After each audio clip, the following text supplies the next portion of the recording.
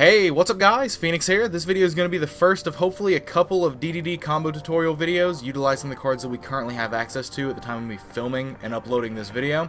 Now it's not going to include combos that utilize the cards from the structure deck that come out in February 2017, so obviously keep that in mind before you angrily comment, "You could do this much better with this card. I'm aware. I'm very much aware.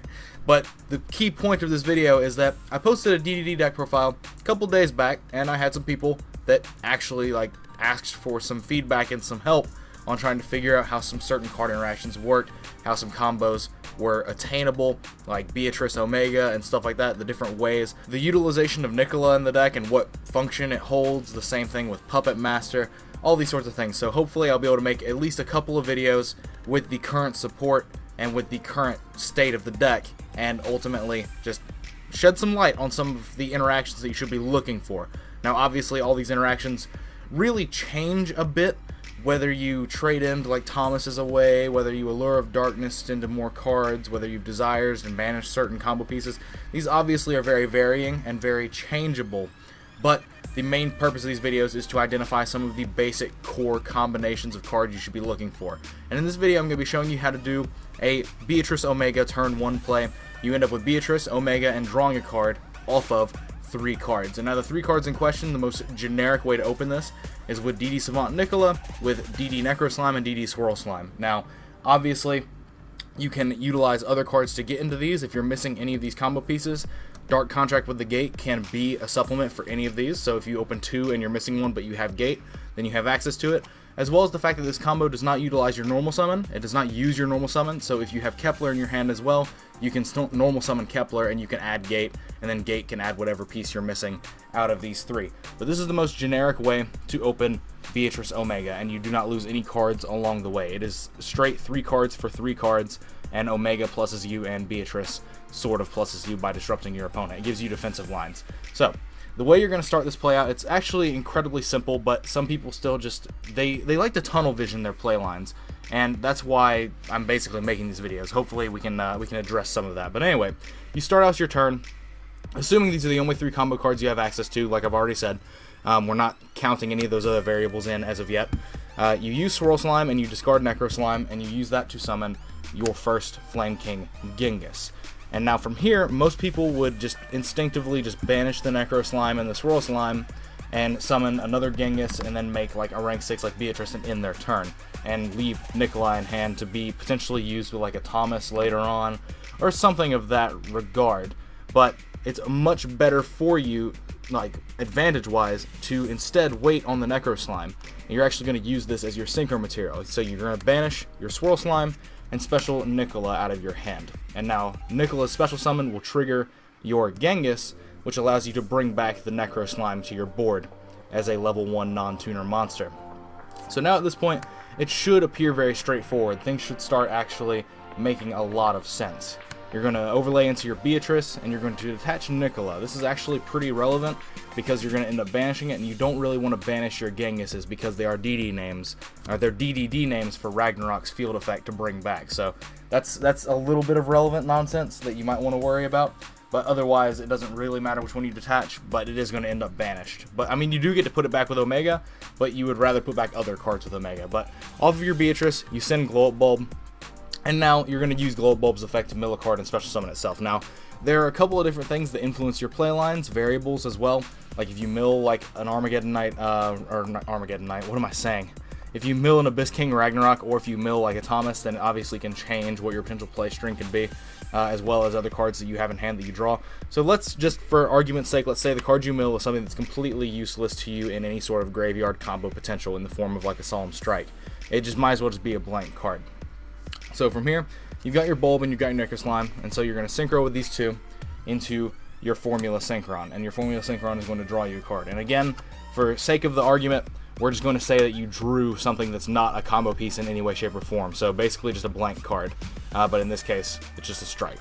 But you've drawn a blank card that has gone to your hand and has given you back up to 3 cards in your hand if you are starting this play going first. And you haven't used like something like Pot of Desires. But from here, it should be pretty simple. from here, you're able to just banish Necro Slime and the Nicola that was detached off of your Beatrice. You're able to banish those, and you're able to summon another Flame King Genghis from your extra deck, and then you just synchro these two into your PSY-Framelord Omega. So you went 3 for 3. You started with 3 cards, and you ended with 3. Now that's obviously not taking into account whether or not you went Kepler into Gate, because then you'd end up with even more cards. If you opened with Kepler, then you'd have these on your board as well, because you wouldn't be synchroing with the Kepler, so it would just stay here. And so you'd end up with even more cards if you opened with Kepler or Gate. You'd end up with 4 or 5 cards depending. But this is just a very strong opener. It's very simple and it's very strong because on your opponent's standby phase, you're able to use Omega to put back Necro Slime. You're able to put back Necro Slime. If I have Gate up, I typically put back Swirl Slime before I put Necro, but if I don't have any of the Dark Contracts, I put back Necro first, because then you have the Genghis and the Necro Slime engraved, so that's just a 1-card fusion next turn. Whereas if you have Gate, then that means you're going to be guaranteed adding something like Ragnarok next turn if it survives, and then you'd be able to use Swirl Slime to banish and summon it out of your hand straight off the rip as your first play. But so you've ended with 3 cards at least, and your Beatrice, if you're playing Farfa in the deck, is another defensive line. So during your opponent's turn, you're able to detach the other material of Beatrice in Farfa to grave. And so that just makes this really strong, because against certain decks, Farfa is very, very crippling. Against basically all of the meta-defining decks in the format, Farfa is a very, very strong outlet to deal with boards. Against ABC, if you Farfa away their Tsukiyomi when they summon it and they're not able to ditch cards, or if you Farfa at the right moment, like if they summon Gold Gadget or Silver Gadget and they go to activate the effect and you send Farfa there, when they special their A, B, or C and Union Hanger tries to trigger, Farfa will then trigger next on that chain and banish their A, B, or C, and then Union Hanger fails to resolve because the monster is not on the field to equip a monster out of deck to. So it just ends their turn. Against Burning Abyss, you're able to Farfa away the first Dante they make, essentially making it to where it's very hard for them to get out of the early game, especially if they've already committed their normal summon to something, or if they've already specialed quite a few BAs out of hand. And then you also just have a card like Omega, which is constantly recycling resources, as well as it blinks out of the board state, protecting itself, and then also takes a card away from your opponent for them to use for the turn. It's all just very, very impactful. It's very simple, but it's very impactful. But yeah, so this is one of the more simple combos, one of the more simple openings that some people still just kind of struggle with, because I can understand that not a lot of people would kind of see Nicola's importance in special summoning, or see that you shouldn't just shotgun this to banish from grave. There's quite a few variables that go into the way that some human beings think and how people like to tunnel vision into certain outcomes. But like I said, you end up with at least 3 cards. You've dictated 3 cards into it, and you end up with at least 3 cards. If you open with Gate, you end up with 4 cards. If you open Kepler, you end up with 5 cards.